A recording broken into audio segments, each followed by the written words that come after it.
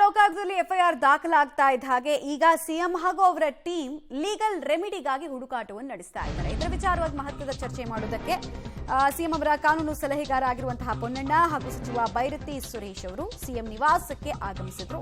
ಮೈಸೂರಿನ ಸಿಎಂ ನಿವಾಸದಲ್ಲಿ ಕಾನೂನು ಹೋರಾಟದ ಬಗ್ಗೆ ಚರ್ಚೆಯನ್ನು ಮಾಡಿದ್ದಾರೆ. ಲೀಗಲ್ ರೆಮಿಡಿ ಎಲ್ಲಿ ಹೋದ್ರೆ ಯಾವ ಕೋರ್ಟ್ ಅಪೀಲ್ ಆದ್ರೆ ಸಿಗುತ್ತೆ ಅಂತ. Supreme court, high court divisional bench ಅನ್ನೋದು ಪ್ರಶ್ನೆ. ಮೇಲ್ಮನವಿಯನ್ನ ಸಲ್ಲಿಸಬೇಕಾದ್ರೆ ಯಾವುದಕ್ಕೆ ಸಲ್ಲಿಸಬೇಕು, ಅಪೀಲೇಬಲ್ ಆರ್ಡರ್ ಆಗಿರೋದ್ರಿಂದ ಏನ್ ಮಾಡಬೇಕು ಅನ್ನೋ ಮಹತ್ತರ ಚರ್ಚೆಯನ್ನ ನಡೆಸೋದಕ್ಕೆ ಮೈಸೂರಿನ ನಿವಾಸಕ್ಕೆ ಬಂದಂತಹ ಸಂದರ್ಭದ ದೃಶ್ಯಾವಳಿಗಳನ್ನು ನೀವು ಗಮನಿಸ್ತಾ ಇದ್ದೀರಾ.